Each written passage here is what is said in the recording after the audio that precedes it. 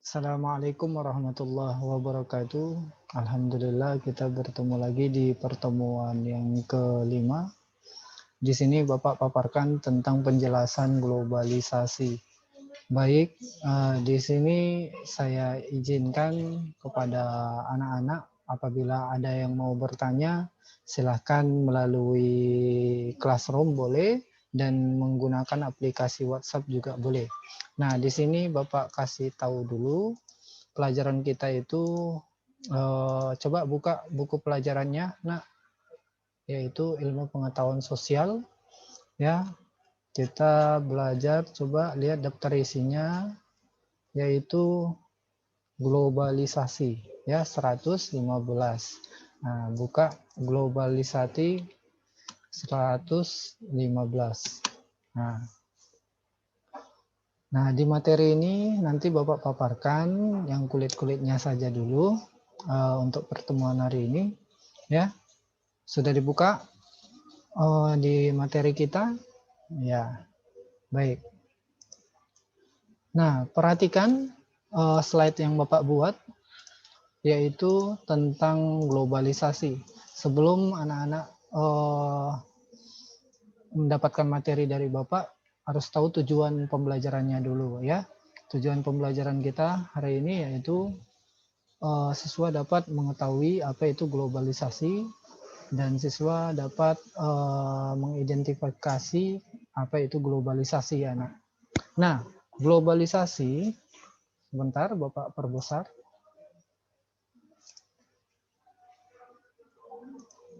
Globalisasi ya. Globalisasi itu adalah proses perubahan sosial budaya di era modern berkaitan dengan globalisasi ini. Globalisasi menciptakan masyarakat dunia saling bergantung dalam berbagai bidang kehidupan.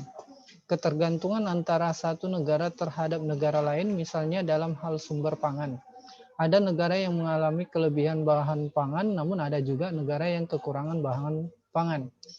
Kenyataan ini mengakibatkan negara yang kekurangan yang membutuhkan pasokan bahan makanan dari negara yang kelebihan dan bahan pangan. Indonesia mengimpor beras dari negara lain adalah salah satunya.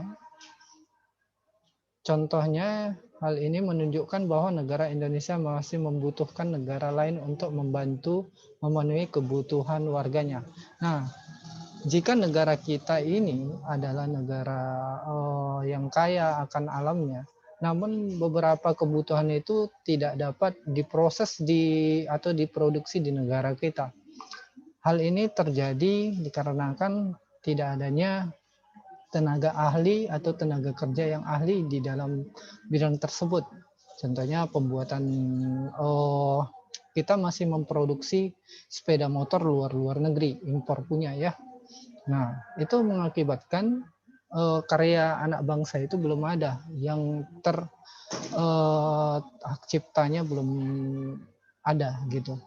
Masih rakyat Indonesia masih menggunakan produk-produk di luar negeri, contohnya Yamaha, Suzuki, Honda dan lain-lain sebagainya. Itulah tanda adanya globalisasi. Baik, apa itu globalisasi dalam arti kata maupun istilah? Nah, globalisasi diambil dari kata global, artinya universal. Orang yang pertama kali menggunakan istilah globalisasi adalah Theodore Lefebvre pada tahun 1985. Apa yang dimaksud dengan globalisasi? Menurut Waters dalam Kamanto Sunarto ya tahun 2004, globalisasi itu adalah suatu proses sosial yang di dalamnya kendala geografi terhadap pengatur sosial dan budaya menjadi surut, dan manusia menjadi semakin sadar bahwa pengaturan tersebut menjadi semakin surut. Ya, nah itu globalisasi dalam arti kata maupun dari istilah yang dipersembahkan oleh para ilmuwan-ilmuwan, baik itu luar negeri maupun dalam negeri.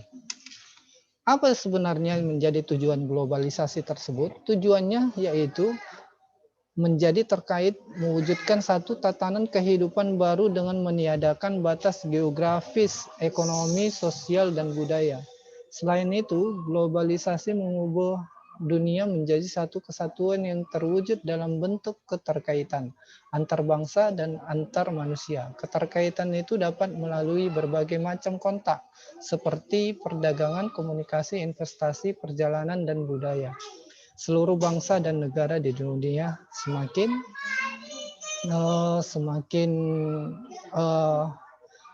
maju dan berkembang. Keadaan saling bergantung dan membutuhkan itu tidak hanya terjadi di bidang industri saja, melainkan hampir di semua bidang kehidupan, baik itu iptek, komunikasi, ekonomi, transportasi, ataupun budaya. Untuk mengetahui bentuk globalisasi, dampak positif, negatif globalisasi, serta upaya dalam menghadapi globalisasi, marilah kita ikuti pembahasannya dengan seksama di pertemuan selanjutnya. Baik, mungkin itu yang bisa dapat Bapak sampaikan pada pertemuan hari ini. Jika ada pertanyaan seputar materi kita ini, silahkan ditanyakan melalui WhatsApp di grup IPS ya. Baik anak-anak sekalian, untuk menambahkan referensi pembelajaran kita di sini Bapak hadirkan berupa video pembelajaran, yaitu dari rumah belajar ya, dari rumah belajar. Silahkan diperhatikan dan dipahami. Baik, sebentar.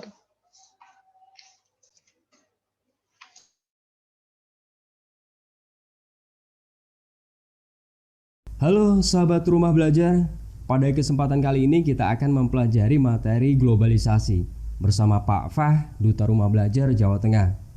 Apa sih globalisasi itu? Apa saja faktor pendorongnya dan bagaimana dampaknya? Kalian tahu nggak apa itu globalisasi? Globalisasi adalah meluasnya pengaruh kebudayaan dan ilmu pengetahuan ke seluruh penjuru dunia. Bisa dibilang globalisasi itu identik dengan global village, di mana batas antara negara menjadi pudar karena adanya teknologi dan informasi. Lalu kok bisa ya menjadi pudar? Karena saat ini setiap orang bisa pergi kemanapun dengan cepat dan mudah menggunakan beragam transportasi modern, seperti pesawat terbang, kapal pesiar, atau menggunakan kereta api. Selain dari itu, interaksi dan komunikasi lintas negara sekarang tuh gampang diakses melalui koneksi internet. Globalisasi itu tidak terjadi secara otomatis, tapi ada loh faktor penyebabnya, seperti ilmu pengetahuan dan teknologi atau iptek. Dengan iptek, akses informasi dan transportasi gampang dijangkau dengan cepat dan mudah. Dunia serasa tanpa batasan ruang dan waktu. Selain dari itu, dengan adanya pasar bebas, transaksi ekonomi lintas negara dapat dilakukan secara online. Kita mudah belanja barang dari luar negeri hanya dengan menggunakan gadget.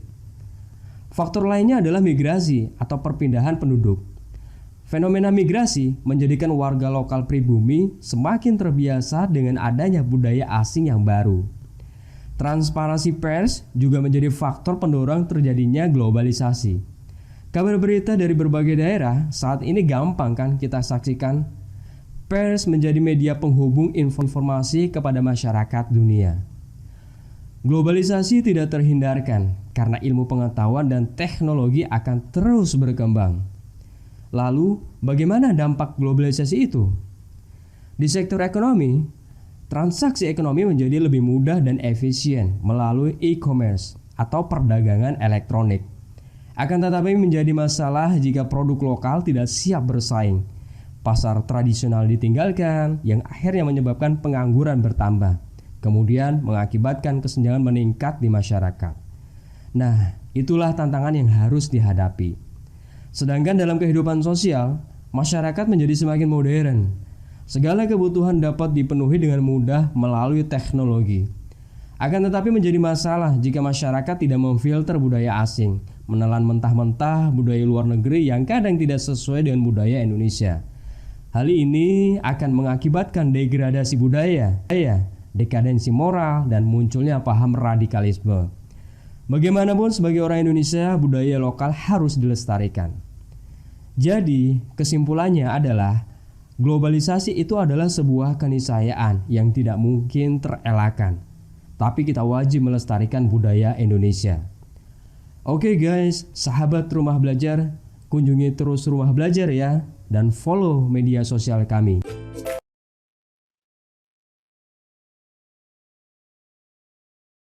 Baik, itulah referensi yang bisa Bapak tampilkan di depan layar kalian. Terima kasih atas perhatiannya. Mohon maaf atas segala kekurangannya. Wabillahi taufiq wal hidayah. Assalamualaikum warahmatullahi wabarakatuh. Kita jumpa di pertemuan selanjutnya. Terima kasih.